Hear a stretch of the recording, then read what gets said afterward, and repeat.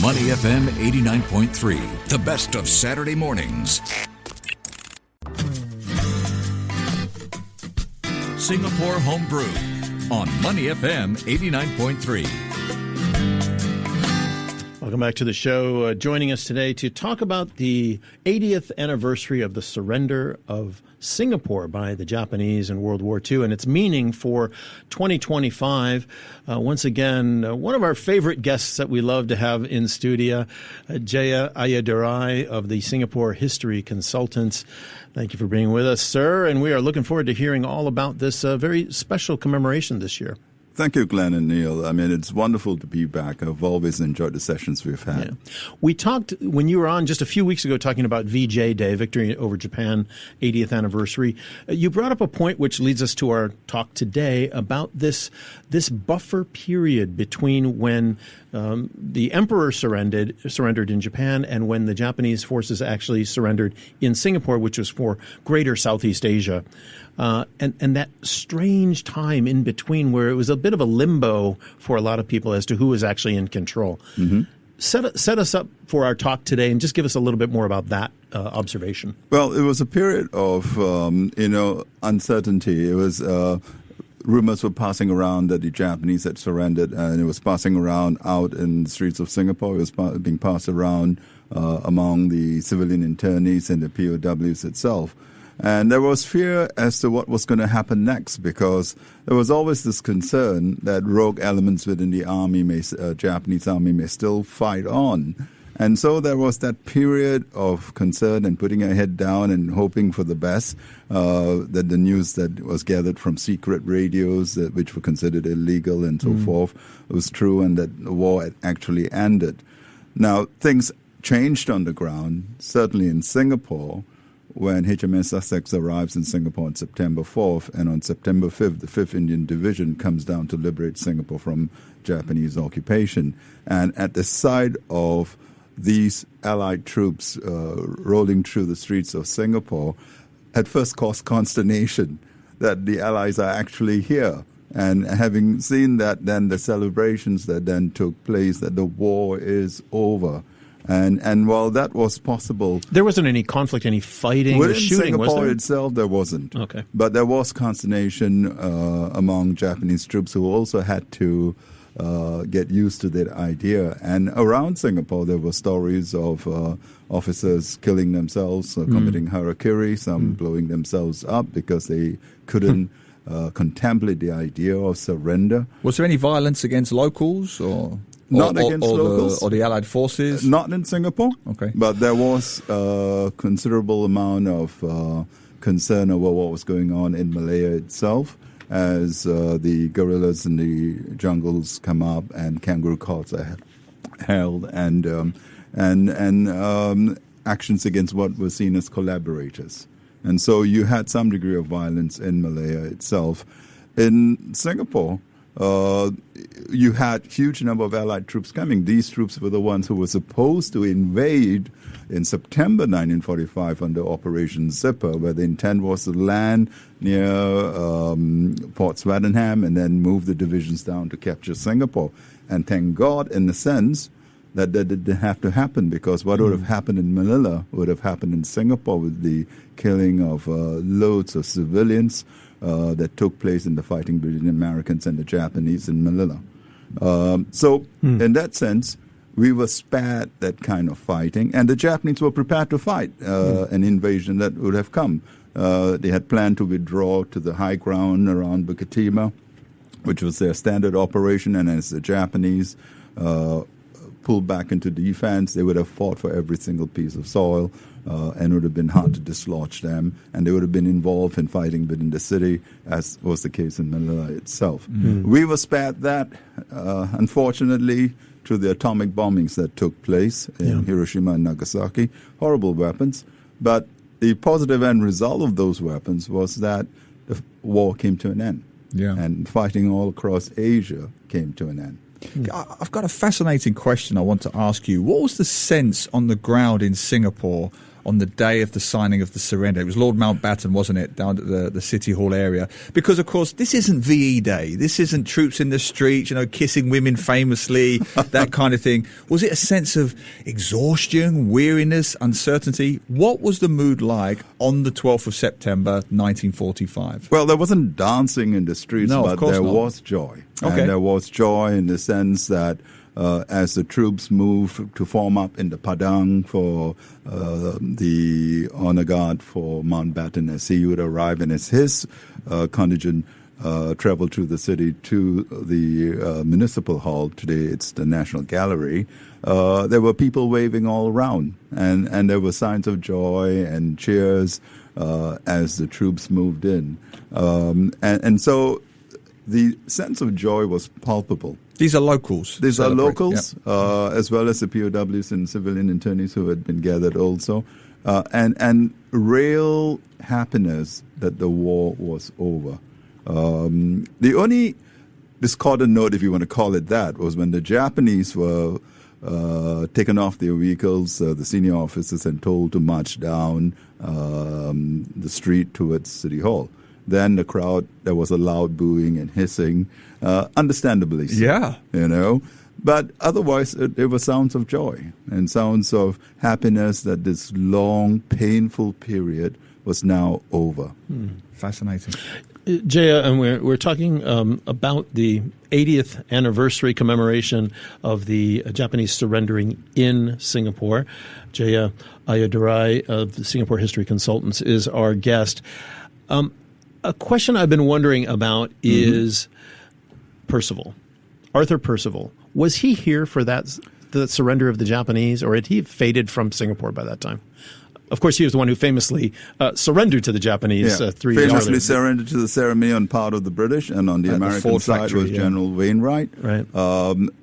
He was here for a short while after the surrender, and then the Japanese decide to pull out all senior Allied commanders to Northeast Asia, initially to Formosa, Taiwan, then Korea, then into Manchuria. So when the war ended, they were actually in Manchuria itself. I see. And, So Arthur Percival was in Manchuria. Yeah. So if you look at that famous photograph of the USS Missouri surrender taking place in Tokyo Bay, Yeah. all right, MacArthur made it a demand that when that ceremony took place on 2nd September, that Mountbatten and Percival and Wainwright were to be present. And if you look at that photograph, as he is signing those documents, Wainwright and Percival are right behind him, receiving the Japanese surrender. These were the men who had surrendered to the Japanese in Southeast Asia, and these were the men who were directly behind MacArthur, receiving the Japanese surrender in Tokyo Bay. What does that say to you as a historian? The symbolic point being made, because as MacArthur signs the document, he actually turns around and gives the fountain pen to both of them. Now, that was the American perspective on how these men had been badly treated, and that this was the coming back of Western forces. In Kind of some rehabilitation ways, for them in a certain way? for them. Yeah. Because Percival's treatment in Britain itself was quite different. He was held responsible for the war, and I remember men who were with him, Percival himself saying that when he came back to Britain, it was a much more colder reception. Taken down to the basement of Whitehall, door open, chair, table in front, and him being told, right, now get on with your report and tell us how and why how you lost Singapore. Yeah. And so he was being held responsible for the fall of Singapore, the greatest British military defeat, all right, in history. And so that stain never moved away. He was always held responsible for it, which was quite unfair. History has rehabilitated his reputation a little, right? It has. Yeah. It has, in the sense that you can see that there were many hands in the fall of Singapore. Singapore, by 1941, had become fourth priority. The first priority was the defense of Britain, which was the center of gravity. Britain falls, the whole empire falls. The second priority was the war in the Middle East. The third priority was not even a Commonwealth state. It was Russia. When the German panzer divisions attacked Russia in June 21 and tore across Russia to Moscow, Leningrad, Stalingrad, and Russia seemed like she was going to fall, that initial joy of Britain not being alone at war quickly faded away, that Russia was going to fall. And so everything that could be spared was rushed to Russia. And we became a distant fourth priority. So the invasion of Russia meant that Singapore was starved of the things that we needed to defend ourselves. And this is one of the reasons for the fall. So at the strategic level, all right, Percival had asked for many things, including 2 tank regiments. It was never given to us. We were told you can do it, armored cars. Why do you need tanks in jungle country like Malaya? The Japanese came with 240 light and medium tanks. And it was literally armor versus flesh. It was one of the reasons why the Japanese captured Malaya in 55 days, took 1 week to prepare for the attack on Singapore, and captured Singapore in 7 days. Extraordinary. Now, you're organising a magnificent event at the Kranji War Memorial, which is a perfect place to have it. I've got that wonderful book by our listener, Athanasios. I know he's listening right now, so it's a great place to have it. Before we get to that, maybe a contentious question. Apart from your wonderful work, I'm not seeing too much coverage on this event. Why is that? Why are we sheepish? Because it is awkward, isn't it? It's not a euphoric moment for Singapore. But why are we so reluctant, that might be the wrong word, to cover it in the way that other parts of the world have? Well, I've been stepping up to do ceremonies since 2001. 2005 was a major one at Kranji. And I face opposition from some bureaucrats who talk about the national narrative. The national narrative is that Singaporeans have to realize that we have to fight on our own. I totally agree with that. At no point should we have a defense force that cannot ensure victory in battle, and that we should not be dependent on outside help to achieve that victory. And today, we have such a strong armed force. In the 70s, we had a force that was more defensive. They didn't really have major strike capabilities. Today, we have a comprehensive defensive force that can go on defense or offense. And so we have real deterrence. And we should be at a point and believe that and be comfortable with the idea that, yes, Singaporeans will have to fight by themselves. But some, conflate the national narrative of needing to fight ourselves. If we were to include other parties in the ceremonies officially, then the messaging is that we are dependent on others, which is, for me, illogical. When you go to war, you must be able to fight, but it certainly helps to have friends. And have friends with you and recognize them in terms of that nature. And so in my regard, I fall back on the Commonwealth and the five-power defense arrangement, which came into operation as the Brits left. Where this arrangement is, for me, a low insurance, low premium policy, where Britain, Australia, New Zealand, and Malaysia and Singapore agreed to meet in the event of an attack on Malaysia or Singapore. And what it would say is the contracting parties will agree to meet. In essence, if someone attacks Malaysia or Singapore, everyone will come down for a tea party and have a cup of tea. So whether they go to war after that is a different thing. But it is part of our security metrics, and we should recognize it is one of our longer security arrangements. And ceremonies like this reinforce that understanding and that appreciation of what the five-power defense arrangement is about.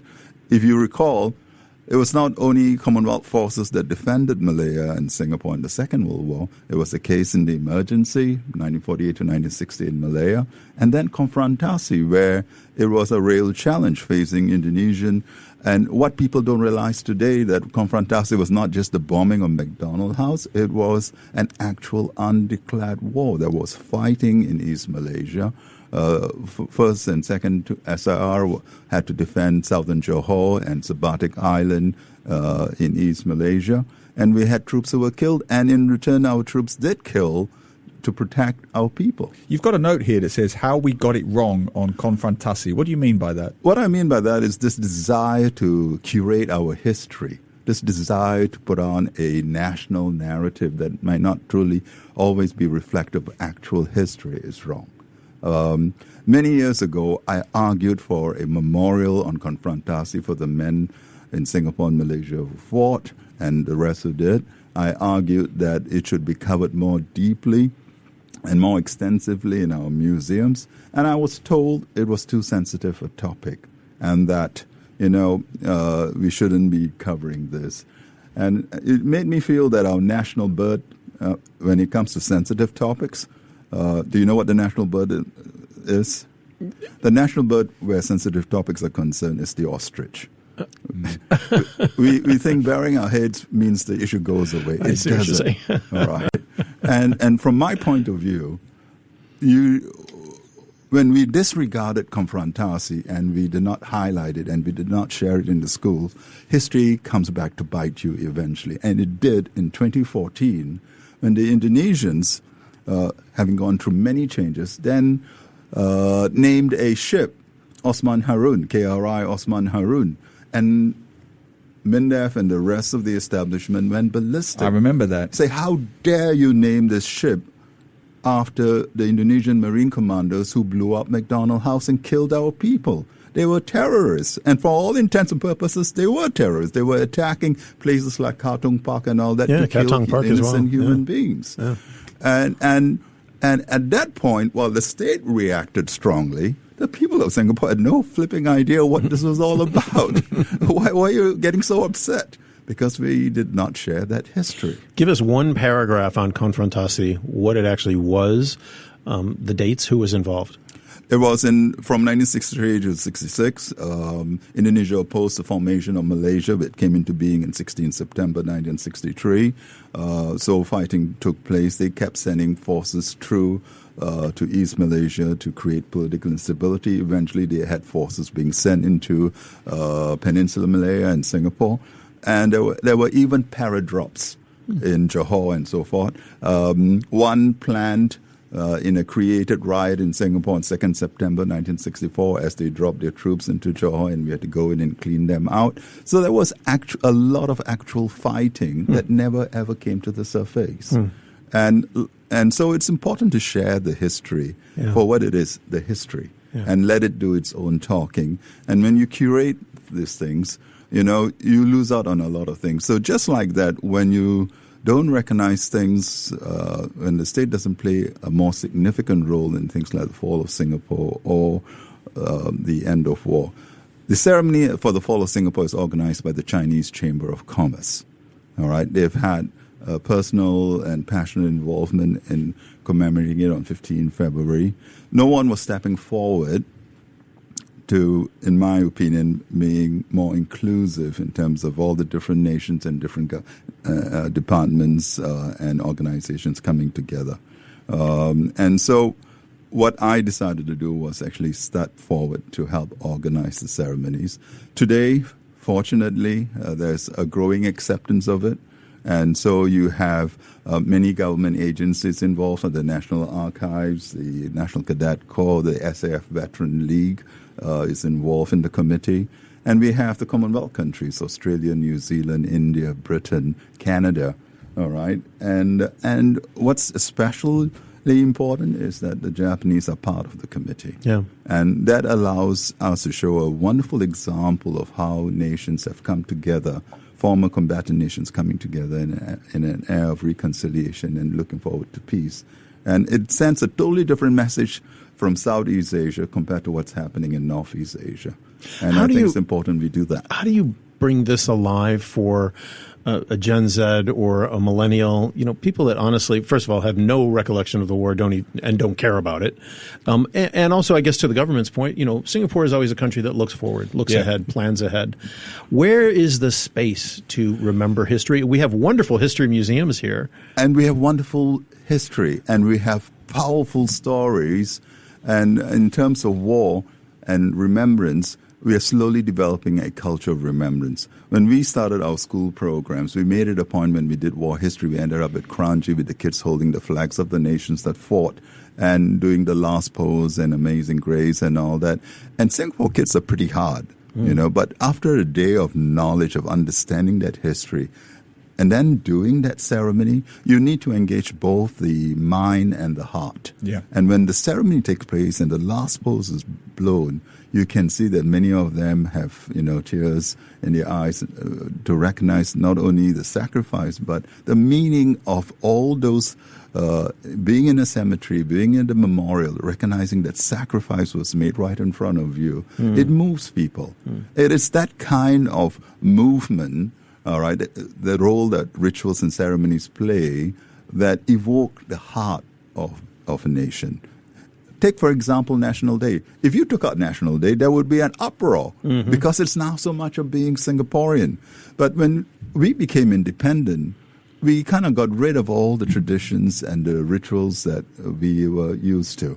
All right, and you mean like the more British, instigated ones, or like remembrance ceremony and all that? We were seen as partly British. It was seen as unnecessary, partly because gathering at the cenotaph and things like that. Yeah, which was a traditional thing, which we restarted with the Singapore Cricket Club. Now we do that on November 11 every year at the cenotaph. And the problem was when we became independent, the most urgent thing was the economic focus, putting food on the table and a roof over your head, and the economy took over. And also, we were in a mental mindset of moving forward and getting things done. The same thing with an army which was rich with pageantry and military tattoos and all that. All that was thrown out when we had our Mexican friends come and help set up the army. By Mexican friends, of course, I'm talking about our Israeli advisors. All right, and our Israeli friends, when they helped set up the army, looked at us and said, "Look, you have a national service army. You needed to get it functional within 2 to 2.5 years. Throw out all this stuff. You don't need it. Just get them functional." And our first Prime Minister, Lee Kuan Yew, was of that frame of mind too. He wanted to get things Which was working. good advice at the time. It was right? good advice at the time. And the Israelis didn't need all this because they had 5,000 years of history to anchor them. Okay, we don't have that, and we've only got 5 minutes, but I want to ask you, as a Singaporean, what does or should the surrender of Japan in Singapore mean to you? I do this because, one, we need to create a culture of remembrance for our people and get them used to the idea of how you culturalize them to the process of what is remembrance ceremony and what is the value of the uniform. Now, there is a contemporary relevance to history and heritage and philosophy. When you do these things, you are paying respect to the sacrifice made by soldiers, airmen, and sailors. You recognize that. Several years ago, you may remember this, there was a Razor story where a national serviceman had fallen asleep on a coach and he had saliva dripping on the side. Yes, I remember. And there was a huge uproar and all this laughter about, what is he doing sleeping like that? I was a national serviceman. I remember being so dead exhausted that the minute you sat down, you fell asleep because you've been pushed so hard to be trained as a good soldier. Instead of recognizing that sacrifice of that soldier being exhausted and tired, he had been training for the nation, and sympathizing and empathizing with him, people were making jokes. All right. If you were a soldier in Britain or Australia or the US, you walk into a pub in uniform, I have seen people actually buy them drinks. Oh, yeah. That recognition. And I do that too. All right. Because thank you for your service. And every time I give a lecture to a military audience, I say that. Thank you for your service. Thank you for protecting us. And that, so the culture of remembrance is also a culture of appreciation and understanding, a recognition of the sacrifice. And I do this ceremony so that our people know how to appreciate their armed forces. Beautiful. And can you just give us the details on the ceremony? It's on 12th of September. All you have to do is go to PTIX, check out Scan Digital Code and register, and you can turn up for the ceremony. It's 4 to 6 p.m.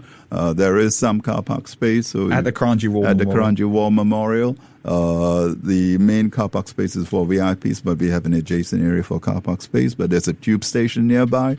Just walk down. And we are expecting about 300 to 500 people.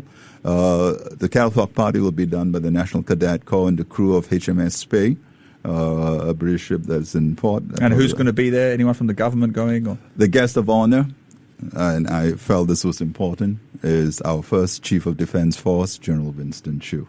He was the longest-serving defense chief for 18 years. He was my defense chief when I was in the armed forces. Oh, nice. And I felt that it was a recognition to him, and the fact that there will be more than 50 veterans of the SAF present also. That's important. The city, the mayor of the City of London will be present. The various high commissioners and the ambassadors will be present, as well as families of POWs and civilian internees who have flown all the way back, as well as veterans in Singapore. Beautiful. As always, thank you for coming on the show today and giving us that all-important reminder of Singapore's fascinating and rich history. Jeya Ayadurai, the Singapore History Consultants Chief, thank you for being with us, and we'll see you again soon. A pleasure. Thank you. To listen to more great interviews, download our podcasts at audio.sg or download the audio app. That's AWEDIO, audio at the App Store and Google Play.